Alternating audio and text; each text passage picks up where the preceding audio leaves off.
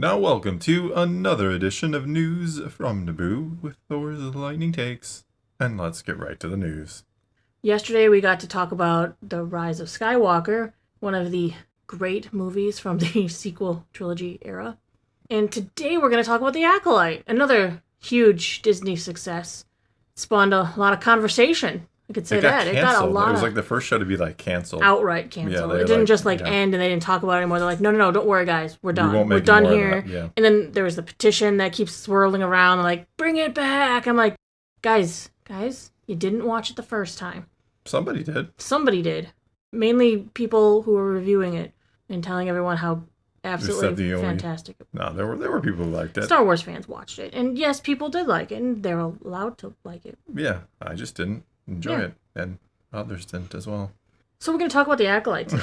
Excellent. Because, of course, now that the visual dictionary has officially been released, those people are all popping back up saying we need season 2. But I want to talk about some interesting information that you could find within the visual dictionary that maybe expands more Star Wars lore than just having to think about The Acolyte. Okay, so they don't, in the dictionary, name the planet that we saw Darth Plagueis on, but they do have something in there that says, an intelligent reptilian species lives far from the islands, but Osha sees no trace of them. This is a nod to the Kome, or Kanme, the reptilian inhabitants of the planet, I'm going to pronounce it wrong, Baldemnik, from Legends. You're there, yeah, from the Plagueis novel. That's where the book starts on, yeah. Literally from the Plagueis novel. So we saw Plagueis on the planet from his book. Yeah, that's where Cortosis comes from. There was a mine there. Yes. I mean, that's amazing, though, that we're actually connecting to EU lore again, which I kind of like when they do. I like when good shows do it. Until they demonize it and make it horrible. I mean, I appreciate the effort. It just, the show itself wasn't good. So I'm like, yeah, I guess that's cool. Would have been cooler if the show was really, really good. And So, like I said, we know it's from Lucino's Plagueis novel, yeah. Yeah. Plagueis. You've read it. I've read it multiple times. I just read it again. But now that there's some connection here, I might be more interested in reading it. I've told you to read this one. You have. I know I sometimes tell you to read the bad ones because I'm like, read this. And I read Kenobi and I really liked it. Kenobi's really good. Yeah, Kenobi was really good. And I've also read the Clone Trooper books. The Republic Commando novels. I really like the Republic Commando novels. Yeah, the Karen Travis books. I like those. Some people don't like them. I do. Mm-hmm. But Baldemic is the site where Darth Plagueis killed his master, Darth Tenbris. Yes. Which is great. And like you already said, that's where that planet had a rich cortosis deposit, which makes kind of sense because Khmer has a helmet and a bracer made of cortosis. So I kind of really enjoy that they're calling this back to Legends and lining things up because it's how it should be, right? Well, yeah, I mean, there are some things you don't need to go back and redo. That's what I've always said. Like, the Plagueis novel is, a really good story. And it's you don't need to, go back to that time. But it's a relatively uninteresting time period, I would say, in the galactic scale of things. I mean, I shouldn't say that exactly, because what leads to the prequels and Palpatine and Plagueis behind the scenes, and it's fascinating stuff. It's really good. But what I'm saying in the grand scheme of things, there's not, a ton of stuff where you need to, just go back and tell stories. It's one solid story. You could have some others, and you don't really need to go back and tamper with it. They should have just said, yeah, the Plagueis novel, it's canon. Also, in the opening pages of the Acolyte Visual Dictionary, we get some more interesting information about the timeline for Star Wars in general. We know that the show took place roughly 100 years before the Skywalker saga, and then we get this statement that kind of sets up even more information going back into the timeline. After the defeat of Sith conquerors, the Republic emerges from the ashes of galactic conflict to reach unprecedented heights in a long stretch of peace that follows.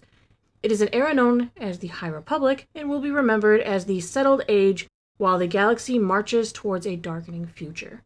But what's interesting is, remember in Revenge of the Sith, Palpatine says, once more, the Sith shall rule the galaxy. Yeah.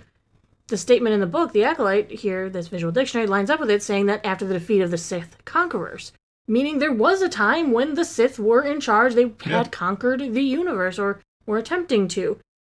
Or should I say galaxy? I always say universe. Yeah, they're not interchangeable. They're not. I mean, the Star Wars universe is kind of referring to the whole Star Wars franchise, whereas galaxy is the one place they're actually in, and there are many, many, many galaxies. So Palpatine actually has knowledge of the Sith controlling the galaxy for quite a stint of time back in the day. Yeah, it depends on what they do, because there is what George Lucas thought of the Sith, which is very different from what we got out of the EU and the Sith. He was just like, yeah, they split off from the Jedi, and then they kind of took over for a little while, and then they all fought and killed each other off, and then the Jedi were like, yeah, we can finish you guys off. That's a very abbreviated version of what Lucas would have said. And in Attack of the Clones, when he's talking to like the Separatist crisis, or talking about it, he says, I'll not allow this republic, which has stood for 1,000 years, to be split in two. So that means we're dating the Republic around 1,000 years old, and before that was clearly a Jedi-Sith war era, where possibly Sith conquerors were doing their best work conquering the galaxy, which is what he actually wants to get back to, which is kind of funny. Well, yeah, he wants to rule it all. Yeah. So that kind of sets us up with another view of the timeline, which maybe Dawn of the Jedi can give us another hint at that, or if it turns out to be more. That's going to go like 25,000 years back. It's hard to say what they're going to go there, because there is, in the EU, there's a Dawn of the Jedi series, and I've said it before, it's not my favorite series. I don't think it really portrays what the Force is very well. So we can say pretty safely that the galaxy ruled by the Republic, and the High Republic, and so forth, the light side, has been about 1,000 years, which is when Darth Bane must have gone into hiding to begin the rule of two, because the Jedi thought they were extinct. They did, and yet Yoda sneakily knew about their rule of two, even though Bane had started the rule of two in secret. Secrets. Questions there. They've tried to answer it in the new canon and stuff, but... And if you're a map enthusiast, which I kind of really enjoy, a really comprehensive You enjoy a good map? Yeah, who doesn't enjoy a good map? This has the most comprehensive galaxy map you've ever seen. Like I said, galaxy. Not universe, that would be difficult. It is like 2 double-page spreads. It has everything. It's got, of course, the planets from the Acolyte, so you can see where Brendok is, and which we know now is in the unknown regions. It also will show you planets such as where is Gorman from Andor. Oh, okay. So it gives you, like I said, a nice look at where everything is. It also will show you a callback to an older thing, like the Empress Teta system from Legends, the Tales of the Jedi comics. Cool, okay. Yeah. There's also a breakdown for all the Jedi characters who were featured in the Acolyte, including all of the ones who went on a suicide mission, met up with Khmer in the woods. Oh, yeah. Yeah, you can learn about those guys.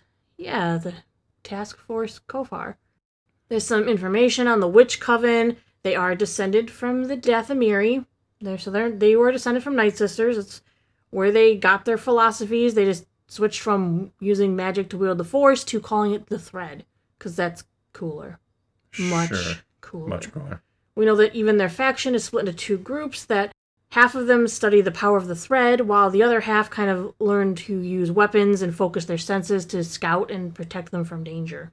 And that Mother Anastasia leads the witchy half, and Mother Coral is responsible for the scouts. Could have guessed that one, yeah. And together they make the power of many. The power of one, the power of two. The power of many. But that's enough about that. I want to talk about something fun to end out this video. Okay. There is a popular horror survival franchise many of you have probably heard of called Dead by Daylight, where you play as one person plays as like the killer or the hunter or whatever, and then there's 4 survivors who are trying to survive the night and escape. And obviously the killer is trying to stop that. Well, they have been in discussion with Disney. They asked if they could have Darth Vader as a playable character to continue supporting their franchise and maybe use some locations as well. I'm going to assume nobody's going to use Vader after the whole Fortnite AI. But they don't they don't talk though. Okay. There's no AI. It's fine. It's fine, man. It's fine. They have worked with Disney before. They've been licensed characters. Well, they've worked with a lot of franchises. They used Michael Myers from Halloween, Ghostface from Scream, Pinhead from Hellraiser. I saw the Demogorgon from Stranger Things. We even had like Rise, and we've had anime characters as well from like Tokyo Ghoul and such. So they kind of have a big variety of characters you can play as, and they have allowed them to, like, they talked to Disney already because they had to go through like 20th Century Studios or whatever, and they got to play with the Xenomorph, the alien, and as Ellen Ripley. So, maybe them saying that they're in talks is a sign that they're succeeding in these talks, and maybe you can play Death by Daylight, Darth Vader's coming for you. I've only seen others because you watch the I people play it. You don't play it yourself? No, because I'd be horrible on either end. The survivors would they'd have me beat before we started, and if I was a survivor, I would just be a piece of meat. Fair enough. Yeah. I don't know, maybe they will. I think it'd be As long interesting. as he's not talking and saying racist things. Raider, you shouldn't be racist. He shouldn't be. He's like a merger of a black and a white man. He was played in by some a ways, white actor and voiced by, of course, the great James Earl Jones. The late James. It's hard to believe he passed. That voice, it's 1 in a million. It is 1 in a trillion, really, when you think about it. Mm-hmm. I mean, there are billions of people already on the planet. I don't think anybody else quite has that kind of voice. But anyway, I think that's all we got for you this time. Now it is your turn to take to the comments below. Tell us what you think of any and all of today's news, and let's talk some Star Wars. And so until next time, thanks for watching.